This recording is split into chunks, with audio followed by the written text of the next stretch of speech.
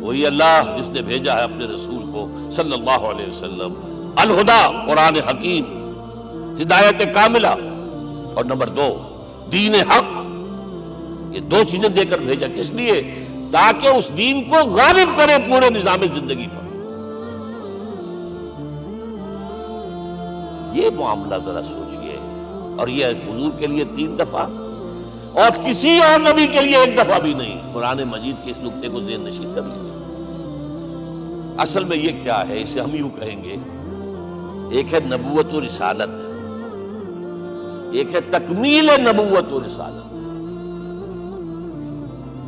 ہمارے ہاں ختم نبوت کے اوپر تو زور دیا گیا ہے، اور صحیح دیا گیا ہے، ایمان کا ہمارا جز ہے۔ حضور کے بعد کسی نے بھی دعویٰ کیا نبوت کا، وہ جھوٹا کذاب دجال، جس نے مانا وہ بہرحال دائرہ اسلام سے خارج ہے، اور جو بھی کچھ ہوا کرے وہ۔ یہ چونکہ قانونی بات تھی، اس لیے اس کا حق ادا کیا علماء کرام نے، واقعہ ہے کہ اس میں کوئی کمی نہیں رکھی، لیکن حضور کی فضیلت اس میں نہیں ہے۔ فرض کیجئے کہ نبوت چلی آ رہی تھی ہموار طور پر، ایک جگہ آ کے ختم ہو گئی، تو فضیلت کون سی ہوئی؟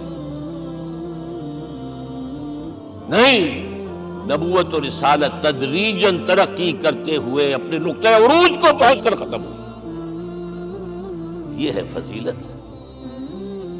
اب آپ سوچئے، الہدا دیا گیا حضور کو، تو کیا تورات میں ہدایت نہیں تھی؟ سورہ اعراف کی آیت ہے، سورہ مائدہ کی، انا انزلنا التوراۃ فیہا ھدی ونور، ہم نے نازل کی تھی تورات، اس میں ہدایت بھی تھی، نور بھی تھا۔ ہم مانتے ہیں اللہ کی کتاب تھی۔ وہی فرمایا ہے انجیل فیہا ھدی ونور، اس میں ہدایت بھی تھی، نور بھی تھا۔ پھر یہ الہدا قرآن آیا، یہ کیا ہے؟ ہدایت نے درجہ بدرجہ ترقی کرتے ہوئے قرآن میں آ کر کامل ہو گئی، ہدایت کامل۔ وجہ کیا ہے؟ انسان کا شعور بھی تو درجہ بدرجہ بڑھا ہے۔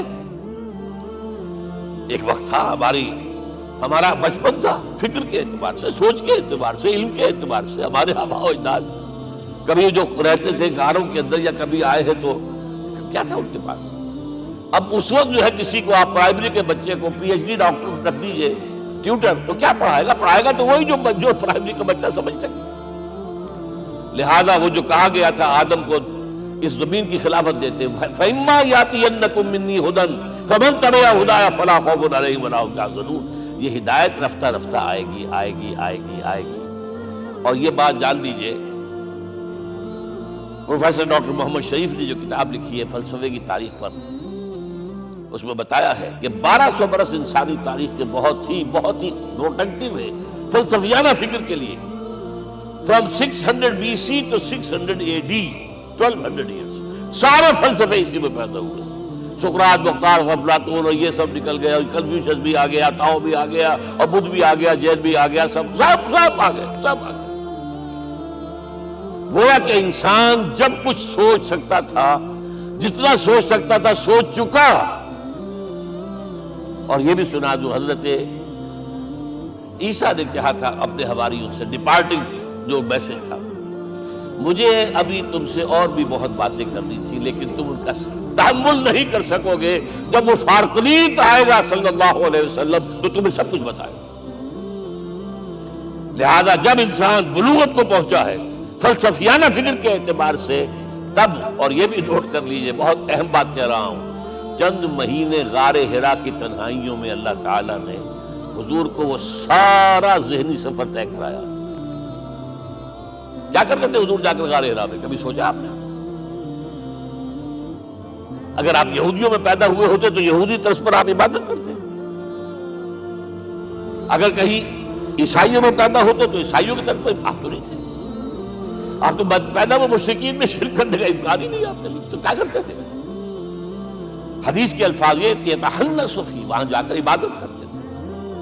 اب شارحین حدیث نے بہت عمدہ لکھا ہے، کانا صفت تعبدہ فی غار حرا التفکر والاعتبار، غار حرا میں آپ کی عبادت فکر، غور و فکر، تفکر و اعتبار، جس کی میں تعبیر یہ کر رہا ہوں، جس کو کہا کبھی اکبر الہآبادی نے، خدا کے کام دیکھو بات کیا ہے اور کیا پہلے، نظر آتا ہے مجھ کو بدر سے غار حرا پہلے۔ تم غار حرا کو نہیں جانتے، مصطفیٰ اندر ہرا خلوت گزید، قوم آئین و حکومت آفرید.